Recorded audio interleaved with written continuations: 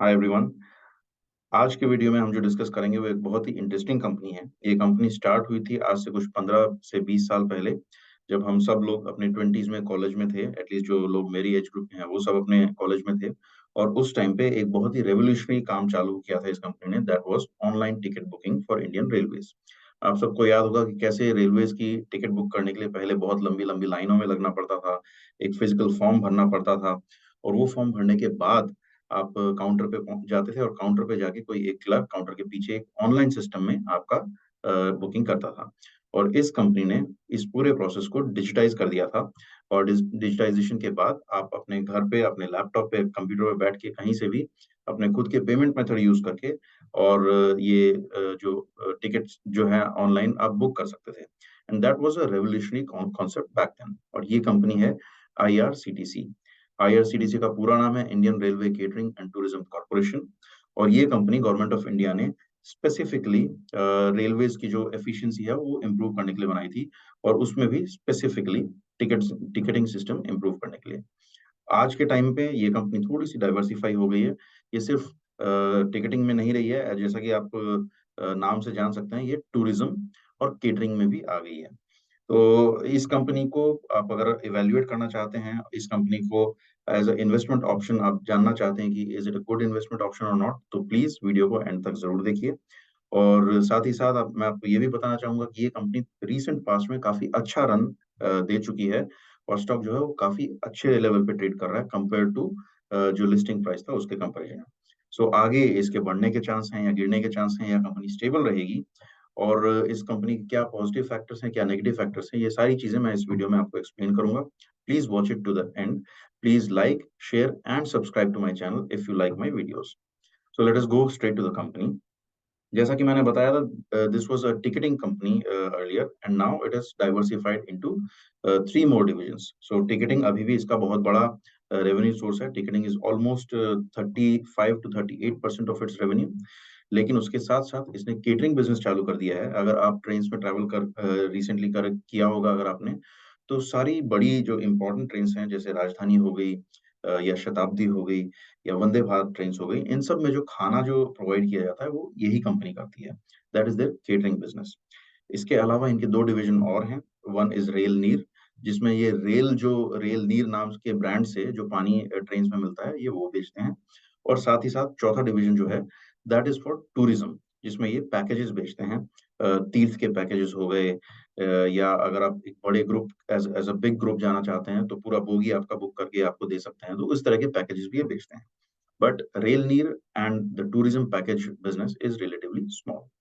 Biggest businesses are the ticketing business and the catering business, which is almost 35 to 38% each. And these numbers are, as you can see on the screen, they are from the annual report of this company. So अब इस बात में आप ये देखिए, company का जो future है it always depends on growth. कि अगर ग्रोथ अच्छी कंपनी विटनेस करने वाली है, then you can expect the share price to also grow. So let us take a look at each of the divisions of this company and let us see क्या इस company में growth prospects हैं या नहीं है। So let's start with the ticketing business. Ticketing business में growth prospects Fairlie limited हैं, क्योंकि टिकट्स तभी ग्रो कर सकती हैं जब नंबर ऑफ ट्रेन्स बढ़े, और नंबर ऑफ ट्रेन्स जो हैं वो इंडिया में काफी टाइम से रिलेटिवली स्टेबल हैं, बिकॉज रेलवे इंफ्रास्ट्रक्चर जो है वो काफी ग्रो नहीं किया है।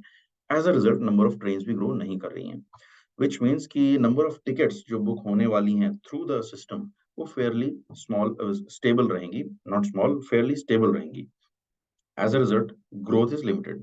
अब इस चैलेंज को एड्रेस करने के लिए आईआरसीटीसी ने थोड़ी सी मेहनत करी, और they try to also offer bus tickets and flight tickets on their platform.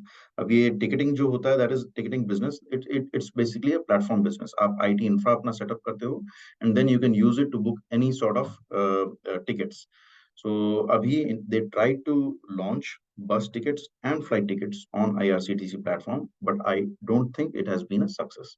As a result, growth from this particular segment is fairly limited for IRCTC.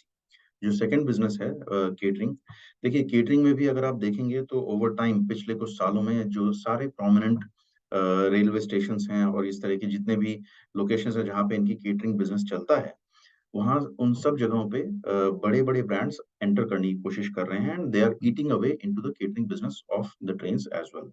सो वहाँ पे भी चैलेंजेस एक्सपेक्टेड हैं।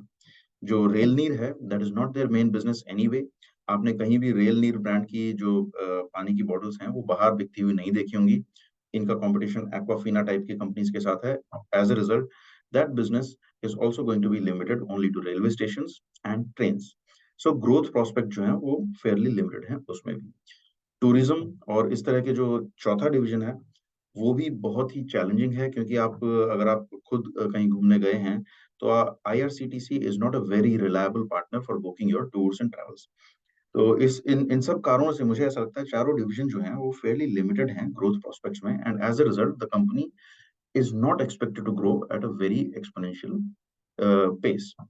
तो उस पॉइंट ऑफ व्यू से I am a bit dicey about this company.